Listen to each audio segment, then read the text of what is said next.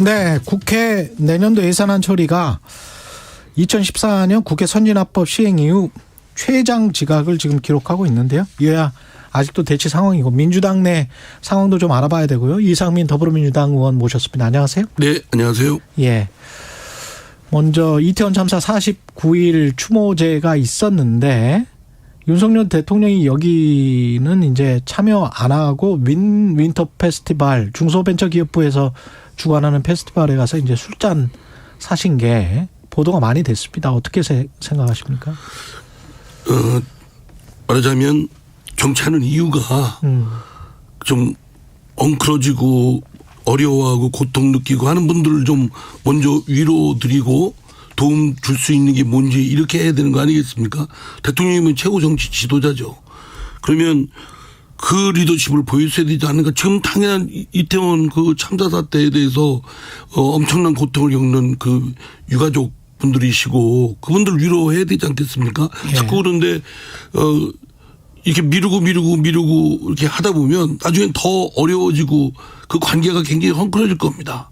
저는 지금이라도 늦지 않았는데 비공개적이라 하더라도 그 피해자 유가족 분들을 빨리 만나셔서 듣고 그분들이 뭐라고 말씀하시는 거 듣고 그분들 말씀 중에 순서를 정해서 빨리 할 수 있는 것부터 하고 또 그분들이 고통을 느끼는 게 있다면 덜어드리고 또 위로드리고 뭐 제도 뭐 보완하고 뭐 이렇게 하는 거 아니겠습니까? 근데 그거를 지금 불편하고 만나면 뭐 어떻다라고 생각을 지레짐작을 해서 피하기 시작하고 회피하면 더 어려워지는 거죠. 그럼 언제 또 뵙겠습니까? 그럼 이분들은 이제 원망 원성이 많아지지 않겠습니까? 그럼 대통령으로서도 그 리더십에 상당한 그 타격을 입게 될 것이다. 이를 바라보는 국민 입장에서는 대통령이 좀 적극적으로 이런 문제를 빨리 풀어서 이 이태원 참사 사태 유가족분들에 대한 이 문제도 지금 빨리 해결해야 되고 화물연대도 지금 그렇지 않습니까? 바로 눈앞에 있는 현안이란 말이에요. 그리고 지금 전장현이라고 해서 뭐 저처럼 장애인들 지금 지하철 가서 해가지고 온통 시민들하고 지금 트러블을 발생하고 있지 않습니까? 이 문제도 장애인 이동권을 좀 보장해달라는 것도 그분들 하소연을 들어보시면 할 수 있는 일이 있을 겁니다. 우선 빨리 할 수 있는 일. 그렇게 해서 풀어가면 대통령의 리더십도 보강이 되고 또 다른 일을 해결하는 데도 도움이 될 텐데 매우 그런 부분이 안타깝습니다. 국정조사 관련해서는 여당인 국민의힘은 예산안 처리하고 국정조사 하자는 쪽인 것 같고 지금 더 이상 기다릴 수 없다 민주당은 뭐 이런 건데요. 물론 더 이상 기다릴 수 없죠. 그러나 이게 지금 꼬여 있지 않습니까? 예. 예산안도 처리를 해야 되고 국정조사도 해야 되고 국정조사도 또 잘해야죠. 그냥 국정조사 회의 뭐 국회의원들끼리 모여서 하는 것처럼 보여도 실상 그 내용에 별다른 게 없고 그냥 지금까지 언론에 나온 거 재탕삼탕에 불과하고 대책도 별로 안 나오고 그리고 지금 야당만 야3당이 한다고 하더라도 분명히 여당은 이제 참석도 안 할 테고요. 그리고 또 정부도 비협조적으로 나오지 않겠습니까? 그러면 국정조사 이거 진짜 알맹이 없는 실효성 없는 국정조사를 하게 되는데 그래서 저는 좀 야당도 좀 인내심을 발휘할 필요가 있다고 봅니다. 예산안 타결하고 국정조사하고 하면서 일방적으로 어느 한쪽이 밀어붙이기 시작하면 다 각자 가는 식으로 돼서 타결이 되기가 어렵다. 근데 이게 계속 같이 진행되지 않으면은 지금 1월 7일까지인데 국정조사 같은 경우는 힘들지 않아요? 근데 국정조사가 물론 당초에 정한 기간에 비하면 늦게 하면은 줄어드는 그런 그렇죠. 우려가 있죠. 그러나 이거는 충분히 그 여야 합의해서 기간을 더 늘릴 수도 있는 거니까요. 그리고 당초에 한 것이 그대로 될 거라고는 전 생각되지 않습니다. 충분히 상황에 따라서 늘릴 수 있다고 저는 봅니다. 예산안은 뭐 때문에 안 되는 겁니까? 제일 큰 게 저는 법인세 부분 알려진 대로. 그렇죠. 그리고 하나는 이제 경찰국하고 또 그 법무부에 있는 고위 인사정보 관련 부분에 대한 부분이 저희들은 위헌이다. 그렇기 때문에 시행령으로 하는 건 도저히 용납 못한다라는 것이고 법인세도 저희 당으로서는 지금 재정 여력이 굉장히 위태로운 상황에서 어떻게 여력이 있는 그 대기업들의 그 세금을 깎아주냐 이런 입장이고, 정부는 그런 법인세를 낮춰서 지금 어려운 경제 여건을 돌파하는데 하나의 마중물로도 쓰겠다, 뭐 이런 아주 어찌 보면 간극이 굉장히 큽니다. 그런데 저는 어느 쪽이든 다 논쟁거리가 되고 일장일단이 있고 또 찬반이 있다고 봅니다. 그래서 저는 절대적인 건 있을 수 없다고 해요. 우리도 뭐 법인세 인하는 절대 안 된다는 것도 말이 안 되고, 저쪽도 법인세 뭐 최소한 4%인가요? 3%? 네. 3%는 해야 된다라고 주장을 하는 것도 절대적이지 않다고 생각되고요. 그리고 지금 정부 여당 쪽에서 그 주호영 원내대표가 그 법인세를 그 한 1, 2%를 낮추고 유예 기간을 한 3년으로 하자 이런 한도 제안을 했지 않습니까? 예. 그렇다면 지금 당장 시행하는 거 아니지 않습니까?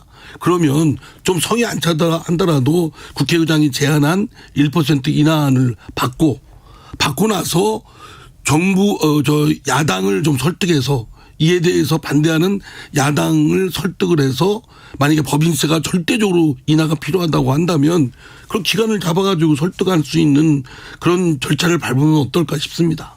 그렇군요. 윤석열 정부가 노동개혁도 추진을 하고, 그리고 여러 가지 것들이 이제 문재인 정부의 반대 방향으로 가는 것처럼 이제 시그널을 계속 보내잖아요. 건강보험과 관련해서도 그렇고, 문재인 케어 비판한 것도 그렇고, 그런 것들은 어떻게 보십니까? 지난 정부, 뭐 문재인 정부라고 해서 공만 있겠습니까? 과도 있고 또 공도 있겠죠.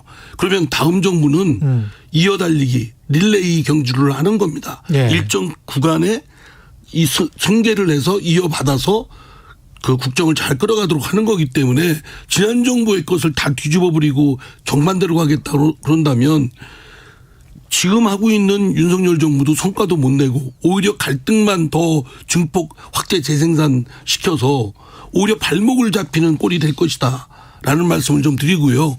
가능하면 갈등의 소지, 에너지가 소진될 수 있는 것들은 좀 최소화하고 바로잡는 것도 순서를 정해서 전략적으로 해야 될 것이고, 그래서 성과를 내는 좀 미래지향적으로 성과를 낼 수 있는 것에 좀 그런 목표를 정했으면 좋겠습니다. 지금 다 뒤집어 가지고 지난 정부의 정치 세력과 현 정부의 정치 세력이 부딪히고 이게 어떻게 될지 모르거든요. 그리고 지금 대선 차이가 0.73밖에 안 됐지 않았습니까? 그러면 팽팽한 상황입니다. 그렇다고 윤석열 대통령이 절대적 지지를 지금 국민들로부터 얻고 있는 상황도 아니고, 그러면 국민들, 국가, 대한민국을 위해서 한다면 대통령으로서는 그런 형편을 사실은 직시하고 오히려 야당의 협조를 끌어낼 수 있는, 갈등을 최소화할 수 있는 그런 순서를 정해서 해야 되지 않을까. 그런데 지금 다 뒤집는 것은 별로 매우 어리석은 행태입니다. 다 뒤집는 것 중에 일환이라고 보십니까? 감사원이 지금 통계청장 조사하고 뭐 이런 것들 있지 않습니까? 그것도 이제 저도 보도를 받고 또 그 당시 했을 때도 그 소위 복지 지표에 대해서 그렇죠. 통계청이 왜곡했다 이런 것들이 있으니까 물론 그거에 대해서 진위를 밝혀서 책임을 물을 일이 있으면 하는데 너무 일을 크게 치워서 마치 그 지난 정부를 다 뒤집어 버린다는 그런 기세로 나아가면 결코 민주당도 그러면 이거는 수용을 못하죠. 방어적으로 나갈 수밖에 없고, 그럼 적극적으로 방어하면 갈등 싸움밖에 더 되겠습니까? 정부나 대통령이 자꾸 싸움을 만든다? 제가 볼 때는 그런 여지가 크다고 봅니다. 뭐냐면 이런 의심을 상당히 듭니다. 윤석열 대통령이나 국민의힘의 시선은 내후년 총선에 가 있다. 그때까지 민주당에 대해서는 말하자면 발목 잡기, 그리고 말하자면 제대로 지난 정부의 실책이 여전히 민주당에 이어져서 그거를 이렇게 억지 주장하고 그냥 방탄만 하고 있다. 또 이재명 대표에 대한 사법 리스크에 대한 방탄하고 있다. 이런 이미지로 더불어민주당을 더 씌우려고 하는 거 아닌가.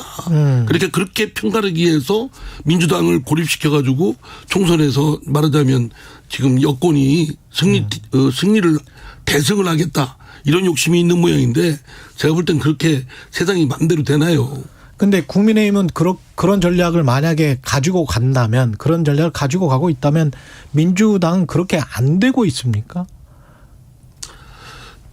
민주당도 이제 그런 국민의힘이나 윤석열 대통령의 계략, 그런 어떤 것이 예. 그런 말하자면 그 계략이든 지략이든 숨은 생각, 예. 뭐 그런 그 뭐라고 해야 되나요? 하여간 계략, 그런 숨은 의도가 그런 의도가 있다고 간파를 충분히 할 수 있다고 한다면 예. 거기에 빠져들지 않도록 해야 되는데. 근데 빠져드는 부분이 좀 있죠.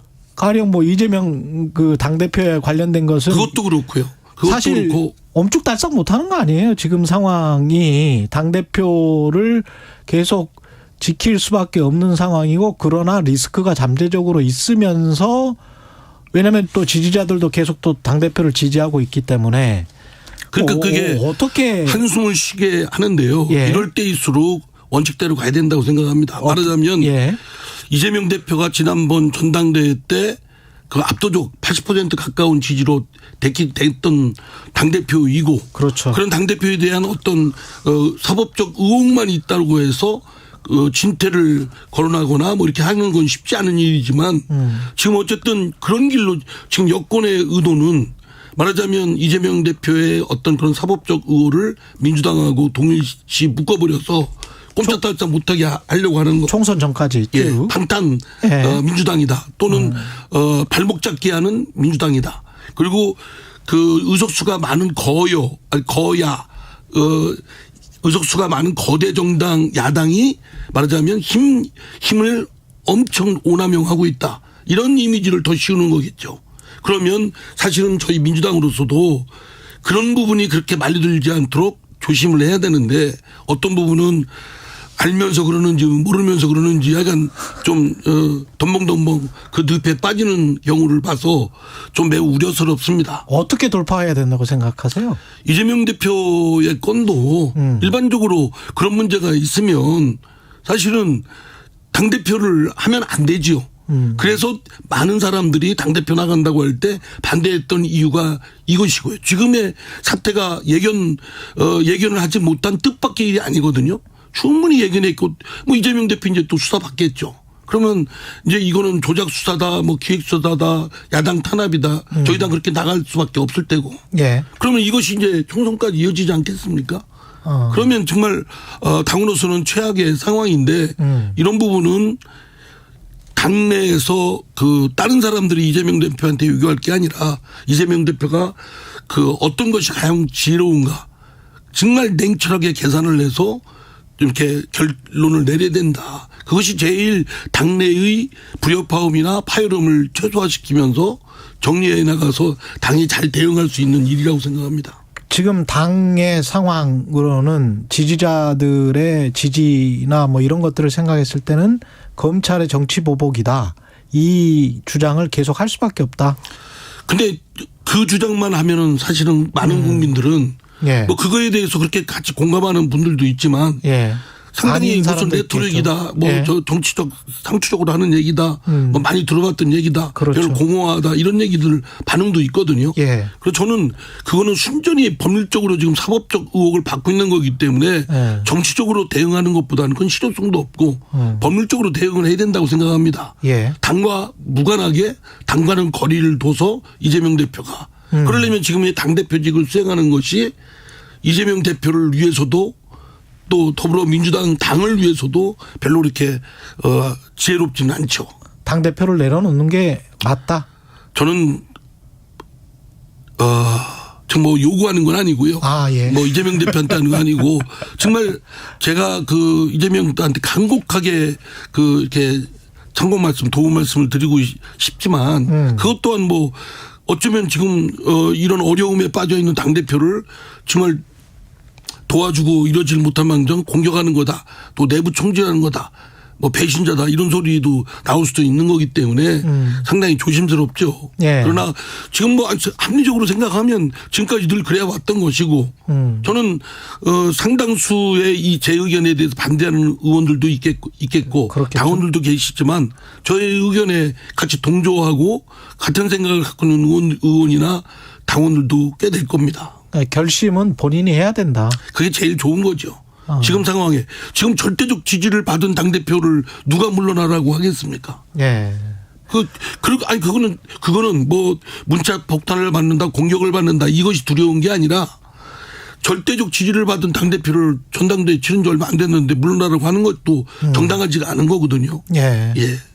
지금 뭐 김종민 의원 같은 경우는 민주당에서 다양한 목소리가 안 나온다. 민주주의의 빨간 경고등이 켜진 것이다. 뭐 이렇게 이야기를 했는데 다양한 목소리가 다양한 목소리가 없었던 건 뭐 지금만 없었던 게 아니고요. 문재인 대통령, 문재인 당대표일 때도 그랬습니다. 예. 뭐 문재인 대통령도 문재인 대통령에 대해서 비판하는 의원이 있다고 해서 문자 폭탄을 받으면 그 양념이라고까지 말하지 않았습니까? 그러니까 뭐 김종민 의원이 그렇게 지금 이재명 대표 체제에서 그런 일만 있었다고 특별하게 하는 건 그거는 저는 동의하기 어렵고요. 이미 문재인 대통령 당대표일 때부터 그것이 굉장히 짙게 작용을 했다라는 점에 저희 당에 지금 사실 갖고 있는 결함입니다. 말하자면 맹종하고 예. 일색이고 한 색깔로 딱 되고 그에 대한 이견이 있으면 배신자고 내부 총질이고 그렇죠. 예. 왜 발목 잡냐 이런 식이고 그리고 이제 성역화하고 그 역으로 보면 근데 이제 구심력은 있어야 되는데 구심력이 없어진다 뭐 이런 민주적 리더십이 그냥 어떤 강요된 또는 억압된 그런 분위기를 만들어서 할 수 있는 건 아니죠. 여러 더불어민주당은 민주정당이고 그렇죠. 그 민주적 그 다양성, 다원성이 꽃피우고 활발해야 됩니다. 지금 거기서부터 말하자면 리더라고 한다면 그런 것을 잘 융합하고 버무리고 하는 리더십이 필요한 것이고 그런 분이 또 대한민국 국정을 이끌어야 되지 않겠습니까? 지금 민주당 그럼 억압돼 있다라고 들리는데요.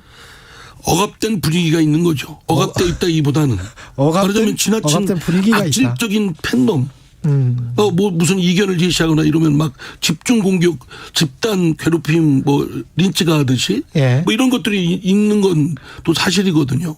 그게 자발적으로 일어나는 겁니까? 아니면은 뭔가 그 지시나 교감이나 자발적인 것도 있을 때겠죠. 예. 그러나 누가 이렇게 영향력을 줘서 하지 않으면 그렇게 많은 수사가 할 수가 없습니다. 저도 문자 폭탄을 받아보는데요. 예. 누군가의 신호에 의해서 집중적으로 하는 것 같습니다. 말하자면 그들끼리의 커뮤니티에 이상민 그리고 핸드폰 번호 알려주고 공격하라. 그래서 제가 직접 그 사람들하고 통화를 해보면 예. 사실 내용도 잘 모릅니다. 그냥 막 억지 주장하고 하는 분들도 있고. 예. 한 가지만 한 2, 30초밖에 안 남았는데 최고위에서 지금 박지원 전 의원 복당 문제가 보류가 됐는데 왜 그런 거죠? 저도 뭐 그 지도부에 논의할 때 없었으니까 내용은 잘 모르겠습니다만 예. 민주당은 원칙적으로 열려있는 정당입니다. 그리고 과거의 전비를 가지고 어떤 사람에 대한 호불호는 있을 수 있지만 그 호불호가 입당이나 복당하는데 큰 장애인이 돼서는 안 된다고 생각합니다. 예. 이상민 더불어민주당 의원이었습니다. 고맙습니다. 네, 감사합니다.